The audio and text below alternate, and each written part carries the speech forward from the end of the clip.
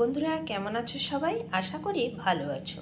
আমার চ্যানেলে তোমাদের সবাইকে স্বাগত জানাই। তো দেখো, আজ চলে এসেছি সয়াবিনের দারুণ একটি রেসিপি নিয়ে। ঘরে আজ মাছ মাংস নেই, তাতে কি, যদি হয় সয়াবিনের এই রেসিপি হাত চেটে খাবে সবাই। তো চলো দেখে নিই কীভাবে বানিয়ে নিচ্ছি। আর আমার চ্যানেলে যদি নতুন বন্ধু হয়ে থাকো তাহলে চ্যানেলটি সাবস্ক্রাইব করে পাশে থাকার অনুরোধ রইল। তো চলো এবার রেসিপিটি রেডি করি। এখানে 100 গ্রাম সয়াবিন নিয়ে নিয়েছি, আর এখানে কয়েকটা আলু খোসা ছাড়িয়ে ধুয়ে রেখেছি। এখন গ্যাস জ্বালিয়ে একটা গামলিতে কিছুটা জল বসিয়ে দিয়েছি, তার মধ্যে সয়াবিনগুলো দিয়ে দেব। সয়াবিনটাকে একটু সিদ্ধ করে নিতে হবে। তো সয়াবিনগুলো এখন সিদ্ধ হোক, তত সময় আমরা মশলাটা রেডি করে নিই। তো বন্ধুরা, এবার যেটা করব, এই আলুগুলোকে এখন গ্রেট করে নিতে হবে ভালো করে। তো দেখো বন্ধুরা, আমি কিন্তু আলুগুলোকে সুন্দর করে গ্রেট করে নিয়েছি। এখন অন্য একটি পাত্রে আলুটাকে তুলে নিতে হবে। তুলে নিয়ে পরিমাণ মতো লবণ মাখিয়ে রাখবো, তাহলে আলুর ভেতরে যে জলটা আছে সেটা কিন্তু বেরিয়ে যাবে। ভালো করে লবণ মাখিয়ে আর বাটিতে এভাবে রেখে দেবো এখন 5 মিনিট। এদিকে সয়াবিনগুলো ভালো করে সিদ্ধ হয়ে গেছে। এটা এখন নামিয়ে ঠান্ডার জলে মিশিয়ে ঠান্ডা করে নিতে হবে। তো দেখো বন্ধুরা, সয়াবিনটা নামিয়ে আর ঠান্ডার জলে দিয়ে দিয়েছি। এখন এইভাবে ভালো করে চেপে এর জলটা ঝরিয়ে নিতে হবে, যাতে একদমই জল না থাকে। তো দেখো, সয়াবিনের কিন্তু খুব ভালো করে জল ঝরিয়ে নিয়েছি।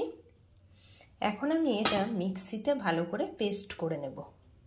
তো দেখো, এখানে পেস্ট করার আগে এর মধ্যে কিন্তু একটা ডিম ফাটিয়ে দিয়েছি। এবার এর মধ্যে সয়াবিনগুলো দেব, দিয়ে একসাথে পেস্টটা তৈরি করতে হবে। তো দেখো বন্ধুরা, এরকম সুন্দর একটা মিহি পেস্ট তৈরি করে নিয়েছি।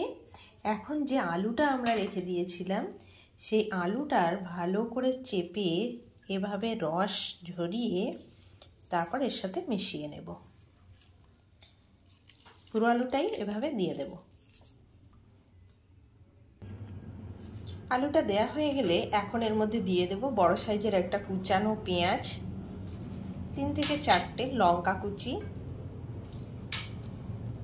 হাফ চামচ রসুন বাটা, হাফ চামচ আদা বাটা, 1 চামচ জিরের গুঁড়ো, পরিমাণ মতো হলুদ গুঁড়ো, আর আলুতে যেহেতু লবণ দিয়েছিলাম সেটা মাথায় রেখে অল্প পরিমাণে লবণ দিতে হবে।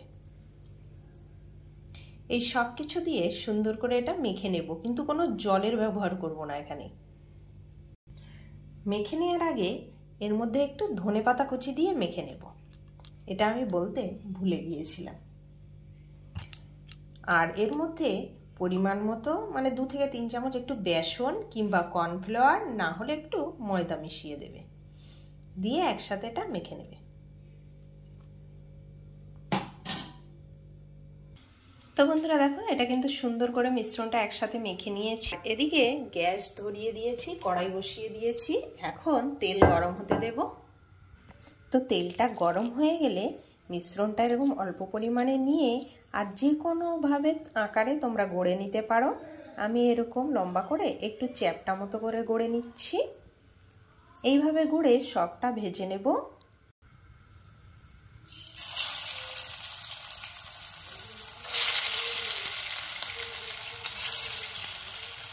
সয়াবিনের এই রেসিপিটা একবার বাড়িতে বানিয়ে দেখো। ছোট থেকে বড় সবাই ভীষণ ভালোবাসে এবং বারবার বায়না করেই খেতে চাইবে এই রেসিপিটা। এত সুন্দর টেস্টি।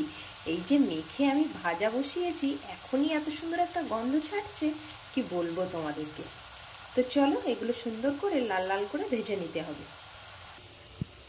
তো দেখো বন্ধুরা, এক পাশে হালকা হালকা ব্রাউন দেখলেই এভাবে উল্টে দেব। উল্টে ওপাশটাও এরকম লাল লাল করে সুন্দর করে ভেজে নেব। তো দেখো বন্ধুরা, কতটাই সুন্দর হয়েছে। এই সয়াবিনের কাটলেট টাইপেরও এরকমই কিন্তু হয়। আমার চ্যানেলে অবশ্যই কাটলেট রেসিপিটাও আছে, তোমরা চাইলে দেখে নিতে পারো। তো দেখো, এগুলো এখন ভাজা হয়ে গেছে, এগুলো নামিয়ে নেব আমি। তো দেখো বন্ধুরা, সয়াবিনের কোপ্তাগুলো কিন্তু একদম রেডি, মুচমুচে। সন্ধ্যের চায়ের সাথেও কিন্তু এমন কোপ্তা বানিয়ে অবশ্যই তোমরা খেতে পারো। তো চলো এবার তোমাদেরকে দেখাবো এই সয়াবিনের কোপ্তা দিয়ে কোপ্তা কারি কিভাবে তৈরি করবে। তো দেখো বন্ধুরা, কোপ্তাগুলো ভাজা হয়ে গেছে, সব নামিয়ে নিয়েছি। এখন ওই কড়াইতেই অল্প পরিমাণে একটু তেল দিয়ে দেব। তেলটা গরম হলে গোটা জিরে ফোড়ন দিয়ে দেব। এর মধ্যে দিয়ে দেব একটা কুচানো পেঁয়াজ। পেঁয়াজটাকে একটু ভেজে নেব।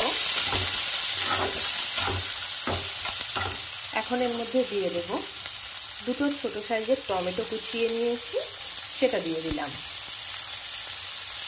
দিয়ে দেব 1 চামচ রসুন বাটা ও ছোট চামচের 1 চামচ আদা বাটা। আর দিয়ে দেব 1 চামচ জিরের গুঁড়ো, পরিমাণ মতো লঙ্কা গুঁড়ো, পরিমাণ মতো হলুদ গুঁড়ো আর পরিমাণ বুঝে লবণ। এই সব কিছু একসাথে খুব ভালো করে মশলাটাকে কষিয়ে নিতে হবে। এর মধ্যে টেস্টের জন্য সামান্য একটু চিনি দিতে পারো, তাতে কালারটাও সুন্দর হবে এবং টেস্টটাও ব্যালেন্স হবে। আমি এখানে চিনির ব্যবহারটা করব না। তো মশলাটাকে একটু ভালো করে কষিয়ে নেব। তো বন্ধুরা দেখো, মশলাটা কিন্তু আমার খুব সুন্দর করে কষিয়ে নেওয়া হয়ে গেছে। এখন এখানে আমি উষ্ণ গরম জল ব্যবহার করি। কোপ্তা কিন্তু জল টেনে নেয়, সেই জন্য একটু পরিমাণে বেশি জল দিতে হবে। দিয়ে নেড়ে চেড়ে ফুটে ওঠার জন্য অপেক্ষা করব। তো দেখো, ঝোলটা কিন্তু খুব সুন্দরভাবে ফুটে উঠেছে। এখন ভেজে রাখা কোপ্তাগুলো একে একে এভাবে দিয়ে দিতে হবে। আর কোপ্তাগুলো দিয়ে 2 মিনিট রান্না করে নিলেই রেডি হয়ে যাবে সয়াবিনের কোপ্তা কারি। তো চলো শেষ পর্যন্ত দেখে নাও। তো দেখো বন্ধুরা, সয়াবিনের কোপ্তা কারি কিন্তু সুন্দরভাবে রেডি হয়ে গেছে। এখন ওপর থেকে গরম মশলা গুঁড়ো আর একটু ঘি দিয়ে নামিয়ে নিলেই রেডি একদম কোপ্তা কারি। তো বন্ধুরা, রেসিপিটা কেমন লাগলো অবশ্যই আমাকে জানিও। আর ভালো লাগলে লাইক করে, কমেন্ট করে ও বন্ধুদের সাথে শেয়ার করে আমার সাথে থেকো। ভিডিওটি আজ এখানেই শেষ করছি।